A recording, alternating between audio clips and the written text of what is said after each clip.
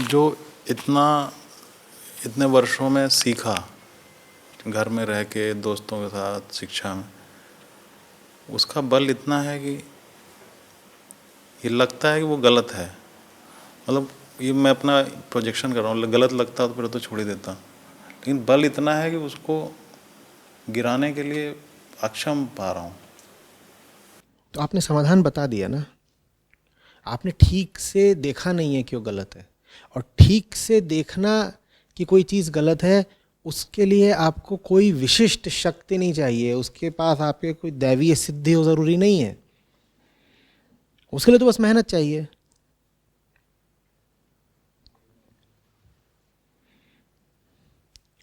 उसके लिए तो जा करके आजमाना पड़ेगा, प्रयोग करने पड़ेंगे, छानबीन करनी पड़ेगी, सवाल करने पड़ेंगे, किसी से कोई कठिन प्रश्न खड़ा कर देना होगा, तभी तो पता चलेगा ना। होता क्या है ना, जब किसी बात की आपको बस 60% आश्वस्ति होती है, तो बड़ी आसानी से हम बाकी 40% का दुरुपयोग करके अपने आप को बता देते हैं कि अभी तो जो मामला है ना वो थोड़ा सा अनिर्णीत है, अधर में अटका हुआ है। अनिर्णीत समझते हैं? अनडिसाइडेड। भले ही वो जो अभी अनिर्णय है वो 99 और 1 का अनिर्णय हो, कि 99% आप किसी चीज को लेकर के निश्चित हैं और 1% आपके पास अभी कोई संदेह बचा हुआ है।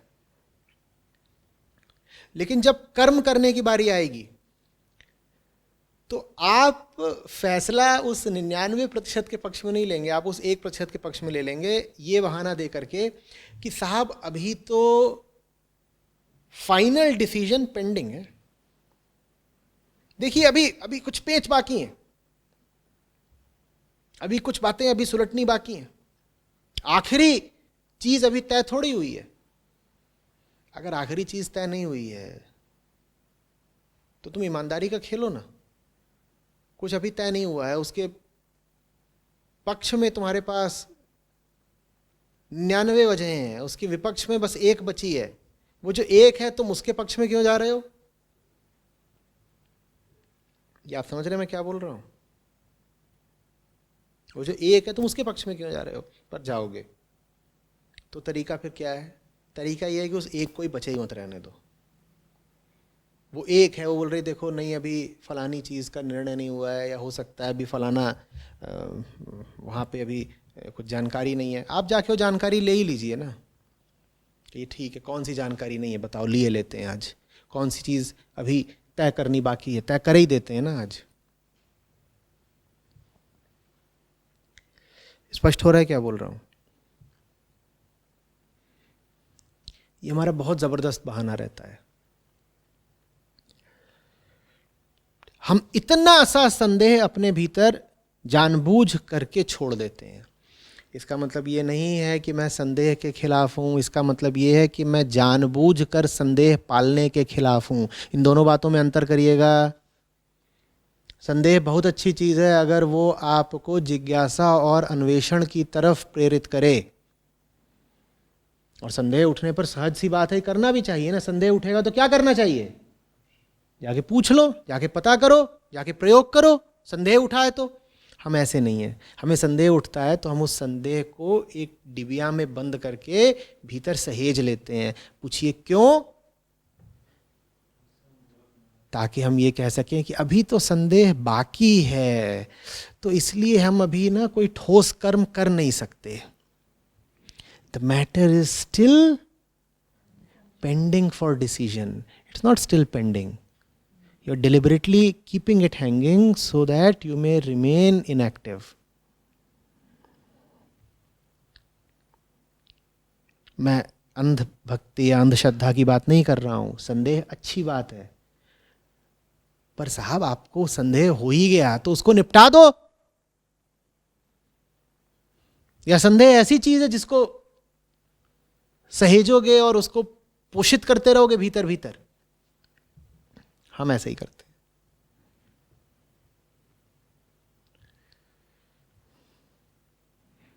फिर वो सब लोग आते हैं जो कहते हैं नहीं बात तो साहब आपकी बिल्कुल सही है, लेकिन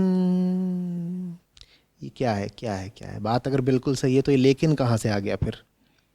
ये वही है, कुछ 1% थोड़ा सा अपने भीतर जानबूझ के शक का बीज अनसुलझा छोड़ दिया ताकि वो ऐसे मौक़ों पे काम आ सके और आप कह सके नहीं वो मुझे अभी थोड़ा सा ना अभी संदेह डाउट बाकी था। मिटा दीजिए ना, इसका मतलब ये नहीं कि अगला नहीं आएगा संदेह, उसको ही मिटा दीजिए। उसका काम है उठते आना, आपका काम है मिटाते जाना। कुछ समय बाद आपको ही दिख जाएगा कि ये बड़ा बेशरम है, पिट पिट के भी लौटता है, उसकी ताकत कम होती जाएगी। आप उसको जो महत्व देते हैं वो अपने आप कम होता जाएगा। फिर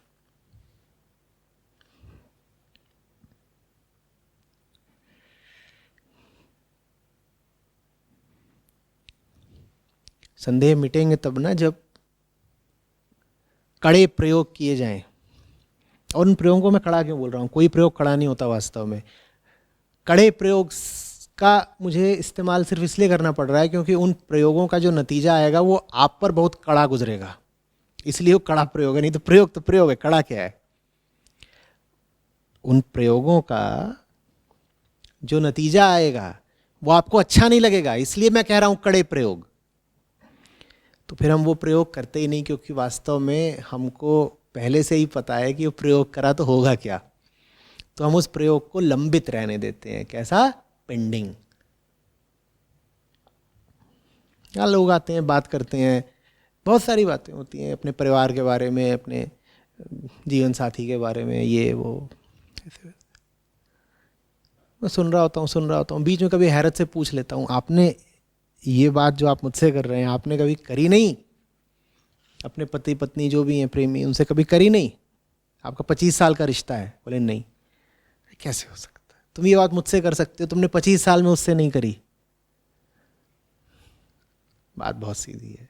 तुमने बात इसलिए नहीं करी क्योंकि तुम्हें वो बात करने की कोई ज़रूरत थी ही नहीं। क्यों नहीं थी? क्योंकि बात वो करी जाती है जहाँ पर बात का अंजाम ना पता हो। तुम्हें पता था कि उस बात के उत्तर में तुम्हें क्या मिलने वाला है, तुम्हें पता था कि उस सवाल का जवाब क्या है, इसलिए तुमने वो सवाल उठाया ही नहीं। सवाल नहीं उठाया और अपने आप को ये नहीं बताया कि मुझे जवाब पता है, अपने आप को ये कहा कि अभी तो जवाब आना बाकी है। तो इसलिए मैं निर्णय कैसे ले लूं? जवाब आना बाकी नहीं है, आपको जवाब बहुत अच्छे से पता है, इसीलिए तो आप सवाल नहीं कर रहे।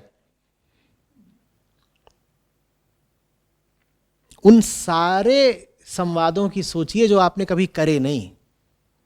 All the conversations that you never had, वो क्यों नहीं हुए कभी? क्यों नहीं हुए?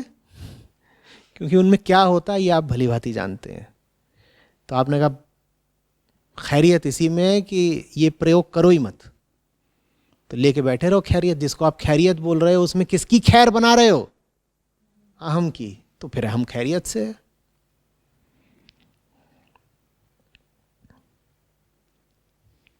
कड़ा सवाल वही होता है। वाल्मीकि का याद है ना, मुझे जब अपने पापों का दंड मिलेगा तू चलेगी मेरे साथ। ऐसा नहीं कि उसको उत्तर पता नहीं था, बड़ा व्यवहारिक आदमी था। डाकू होना छोटी मोटी बात नहीं होती।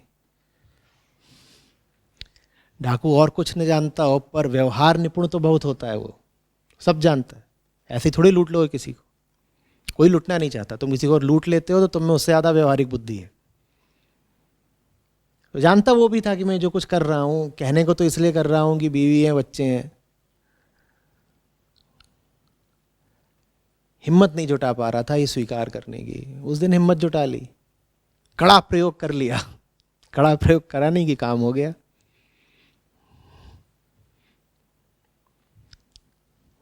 कड़ा प्रयोग कुछ बहुत मुश्किल सवाल था। 5 शब्द हैं कुल इस प्रश्न में, कोई भी पूछ सकता है। और फिर ये तो उसने किसी और से पूछा, अपनी पत्नी से। सबसे मुश्किल हमें वो प्रश्न पढ़ते हैं जो हमें स्वयं से पूछ लेने चाहिए थे, हमने आज तक पूछे नहीं, पूछे ही नहीं। तो पूछता हूँ ये रोज सवेरे जो चल देते हो नौकरी करने, बस जब जा ही रहे हो गाड़ी पर बैठकर दफ्तर की ओर निकलने के लिए, पूछ तो लो ये क्यों कर रहा हूँ। उस दिन की LWP लग जाएगी, जा नहीं पाओगे। इसीलिए बहुत ज़रूरी है अपने आप से पूछे ही ना जाए कि मैं नौकरी कर क्यों रहा हूँ। कड़ा सवाल है, कड़ा नहीं है, बहुत आसान सवाल है, पर मैच फिक्सिंग हो चुकी है। तुम्हें पहले ही इसका उत्तर पता है, क्यों जा रहे हो नौकरी करने, ये मत पूछो। जो कुछ भी बहुत तत्परता और बड़ी उत्तेजना के साथ जीवन में कर रहे हो, क्यों कर रहे हो?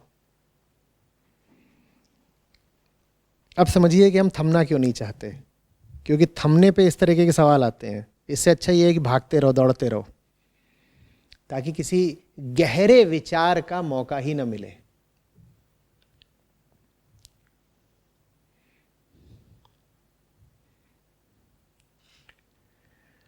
गहरे विचार का मौका तो नहीं मिलेगा, लेकिन तुम सबको झांसा दे सकते हो। समय थोड़ी झांसे में आएगा, समय थोड़ी कहेगा कि अभी ये साहब झूठ मूठ के बहाने बना रहे हैं ज़िंदगी में, अभी इनके लिए घड़ी बंद करके रखो। समय ऐसा कहेगा? आप चाहे झूठ मूठ के बहाने बना रहे हो, चाहे कोई भी बेईमानी खेल रहे हो, उस पूरी प्रक्रिया में अपना ही समय तो नष्ट कर रहे हैं ना। समय सीमित है। आप दौड़ते रहिए, भागते रहिए, बदहवासी में इधर उधर झूठ बोल के, बेईमानी में, समय तो बीतता जा रहा है। किसको धोखा दे रहे हैं?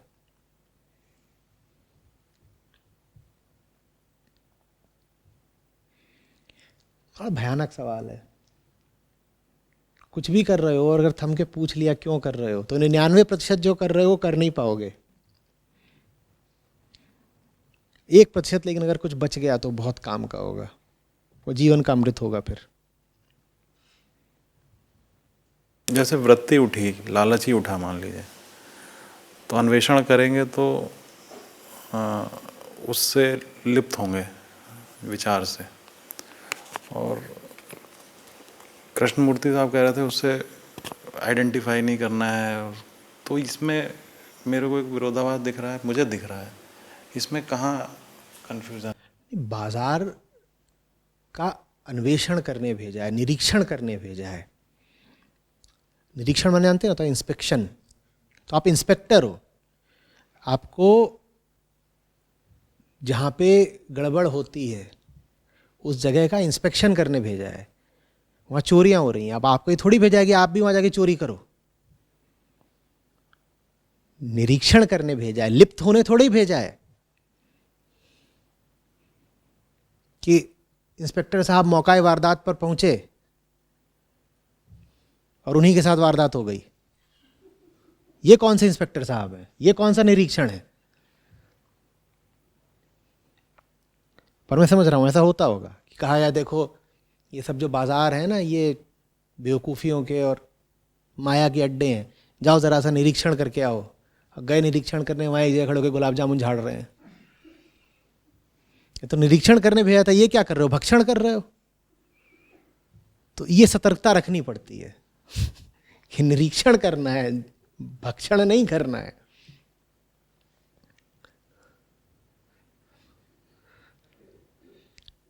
लिप्त कैसे हो जाओगे? जिस चीज को देख रहे हो उससे लिप्त कैसे हो गए? और लिप्त हो रहे हो तो अपनी लिप्तता को भी देखो। फिर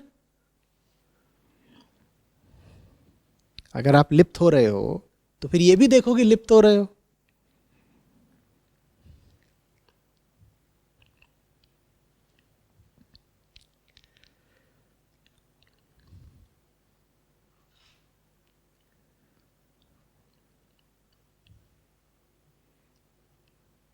आचार्य जी प्रणाम। जब ये कठोर प्रयोग करने होते हैं तो इन बातों का ध्यान रखना होता है हमें कि हमारी मन की स्थिति क्या है, हम साधना में कितने परिपक्व हुए हैं। क्योंकि जब इनमें से कई जो मुझे दिखते हैं कि ऐसे कई प्रयोग है, जब करने जाऊंगा तो हो सकता है कि मैं कुछ समय के लिए अस्त व्यस्त मन हो जाए या फिर टूटू भी कुछ समय के लिए। तो जब ये प्रयोग करते हैं तो किन बातों का ध्यान रखना जरूर बस उसी बात का जो तुमने कहा, प्रयोग का उद्देश्य बिल्कुल स्पष्ट होना चाहिए। प्रयोग का उद्देश्य अपनी बेहतरी है। प्रयोग का उद्देश्य ये सिद्ध करना नहीं है कि इस प्रयोग को तो असफल होना ही था, इस प्रयोग को तो असफल होना ही था।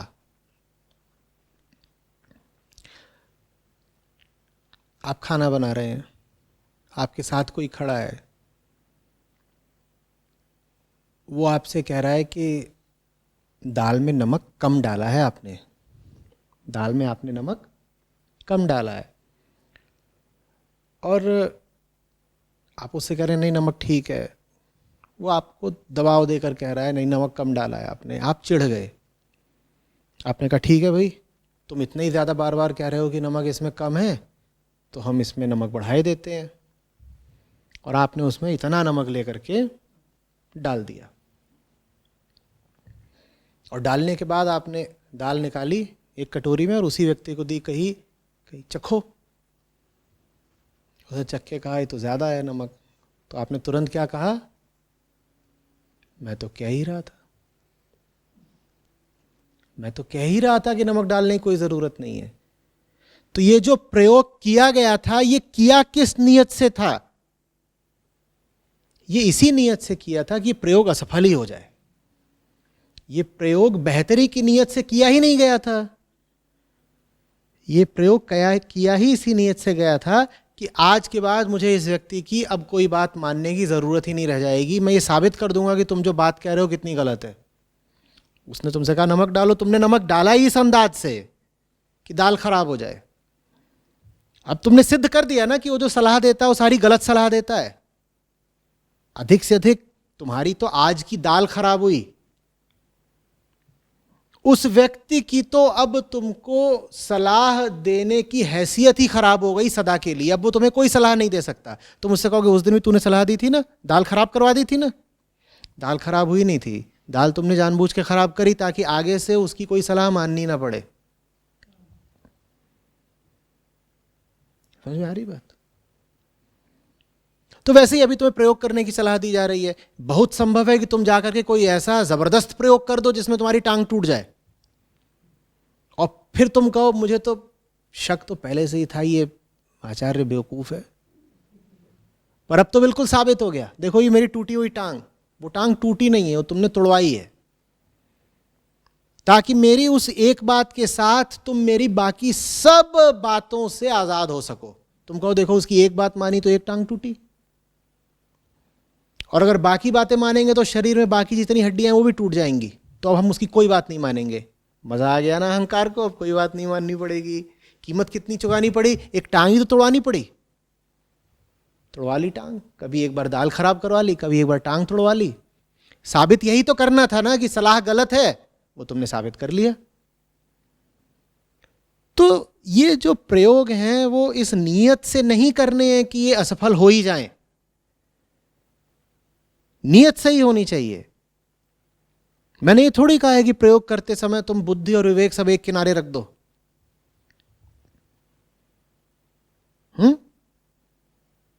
और जाकर के ऐसे उटपटांग काम कर लो जिसमें कोई तुम्हारा सर फोड़ दे, या कोई दूसरा चल पड़े कि मैं तो जा रहा हूं अब ट्रेन से कट के मर जाऊंगा, और फिर तुम कहो ये देखो। ये अध्यात्म ऐसा ही होता है।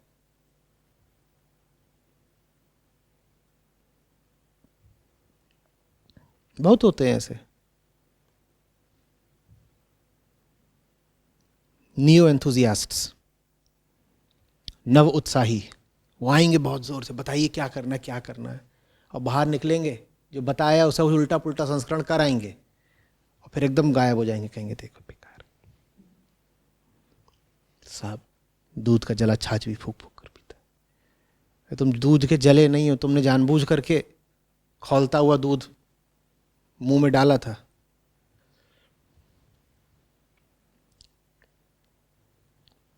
तो ये जो भी सच के प्रयोग करने हैं, छानबीन खोजबीन करनी है, वो व्यवहारिक सावधानियां लेकर के करनी है।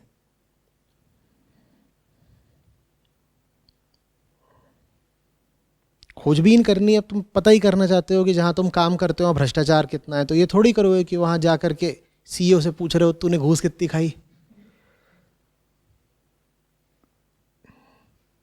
और फिर जब तुमको गार्ड ऐसे पकड़ के कॉलर से बिल्डिंग से बाहर फेंक रहा है, तो वहाँ से संस्था को कॉल करो और गालियाँ दो कि देखो तुमने मेरी नौकरी ख़त्म कर दी। ये थोड़ी कहा था कि इस तरीके से जाके जिज्ञासा करनी है, तुम्हें पता भी करना था कि तुम्हारी कंपनी कितनी भ्रष्ट है। तो और भी तरीके होते हैं, थोड़ी अक्ल लगाई होती।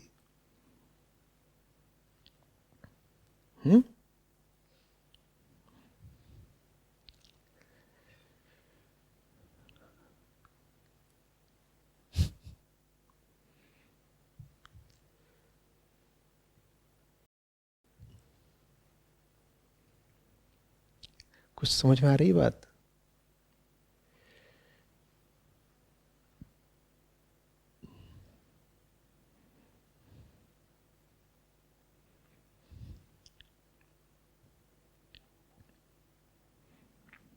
रैगिंग के दिनों में सबको उठा के दौड़ाया जाता था, चलो 4 बजे से, जुलाई अगस्त का समय था, सेमेस्टर शुरू होता था पहला, तो जितने होते थे बच्चे सबको चलो दौड़ो दौड़ो दौड़ो।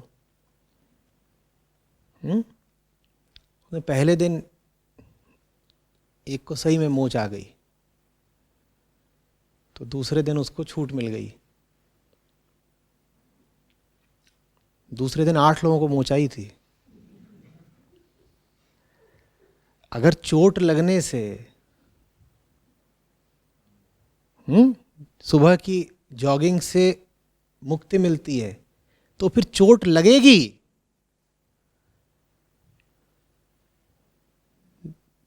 लग के रहनी है, तुम रोक ही नहीं सकते चोट को लगने से। और ऐसा नहीं कि जानबूझ के बेईमानी करके चोट लगवा रहे होगे, वो लगेगी। चोट भी कुछ धुरंधर सी चीज, वो लग के रहेगी। इसी तरीके से अगर एक प्रयोग असफल कराने से जीवन भर की सत्य की साधना से तुम बच सकते हो, तो वो प्रयोग असफल होकर रहेगा। जिसके साथ तुम वो प्रयोग कर रहे हो वो तुमसे सीधे सीधे बोल दे कि मुझे सत्य में रुचि नहीं है, तो झूठा कहला जाएगा।